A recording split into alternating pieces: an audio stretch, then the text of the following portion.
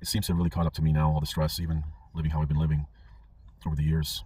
I think it's caught up to me now. I do have a historic issue with my heart, but now I have a different part of my heart, apparently, from what I understand, another issue. And my blood pressure has been averaging what you see beside me here for months now.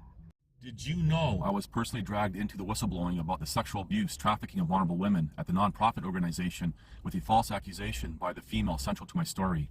I had support from some famous people like...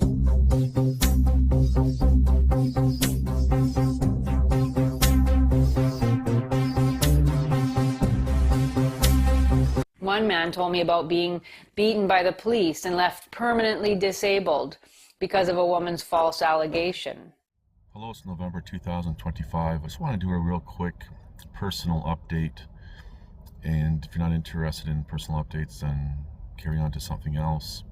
And this video is being made in real time.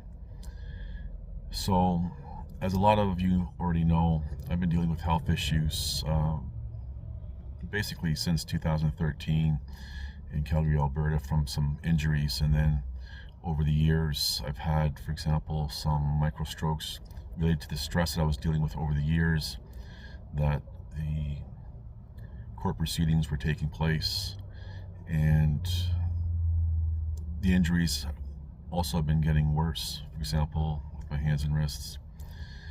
And then around 2018-19, they figured that I had another medical issue, a new one, and that was sepsis. And in the fall of 2020, it caught up to me. I was rushed to the hospital by ambulance, and it was life-threatening at the time. They stabilized me. They wanted to do emergency surgery, but I didn't want to have the surgery done in Calgary, and that has more to do with my backstory in Alberta and Alberta Health Services. So I carried that with me for a couple more years. I had experienced events with it alone, far away from civilization, in the wilderness, and it was pretty brutal.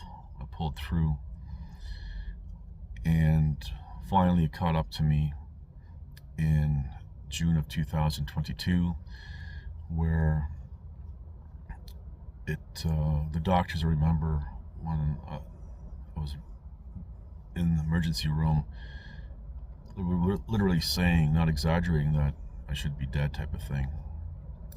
All my organs were shut down because the sepsis has basically just destroyed everything inside of me. And they had to remove an organ, and there's another organ that's kind of on the fritz, I guess you can say, and the digestive system mechanically does not work, and all sorts of stuff. So I've been dealing with that ever since. And then 6 months later, I ended up in the hospital again, almost died, related to the complications of what I just said. And I was in the hospital for several weeks there, and in and out of the hospital in 2023 dealing with all that stuff. And they finally told me that they don't think that I would survive another major organ event. So anyway, long story short, but over the years since Calgary, Alberta, dealing with constant 24/7 stress, especially back then with everything, and it seems to have really caught up to me now, all the stress, even living how I've been living over the years. I think it's caught up to me now. I do have a historic issue with my heart, but now I have, on a different part of my heart, apparently, from what I understand, another issue. And my blood pressure has been averaging what you see beside me here for months now, and I've been taking different medications trying to bring it down, and nothing seems to be working.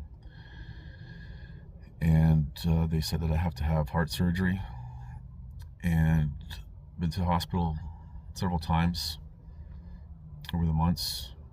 And the one time I went in, some of the symptoms I won't get into the details, but some of the symptoms, or one of the symptoms that I had, I thought, well, maybe this is a heart attack coming on. And then the doctor said, well, no, I think it's something else. So anyway, long story short, they did an x-ray on my neck, and it appears that I might have to have spine surgery. So that's another major surgery that's coming up. I guess I did sustain head and neck injuries in Calgary, Alberta, so it's not clear at this time if that's connected or not. And there's some other injuries on my back, lower, that's historic, and then having to deal with serious arthritis in the knees and hips and stuff like that as well. So I don't remember what life is like without living without pain somewhere. And one of the things with the headaches I've been having since 2013, they've been getting worse and worse since the beating that I sustained from the two former officers. So with all the different pains that are historic, and now trying to figure out, well, what pains are coming from, for example, my heart, and then this, I guess you could say, newly discovered issue, and the spine surgery would be to prevent me from becoming paralyzed, which I don't want to get into that right now. So anyway, this video's gone a lot longer than I anticipated, so I just wanted to give you a real quick update with my health right now. Appears there's going to be heart surgery and spine surgery coming up sometime in the near future. Anyway, if you made it to the end, thank you for watching. Please like, subscribe, comment, and share. Run your ass off. Look, I'm not trying to spook you. I just want to help, and I'm not going to bullshit you. See, this is the real world, and the real world ain't about heroes and miracles. This world's about one thing: survival. This world's about one thing: survival. This world's about one thing: survival. This world's about one thing: survival. That's all there is. This small piece of dialogue changes a major plot point completely. Just remember, I was one man against many. Fighting a losing battle, but I still fought to the end. That means press on.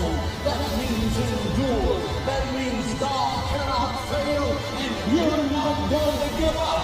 That's not an option for a child of God. This means you are going to be remembered.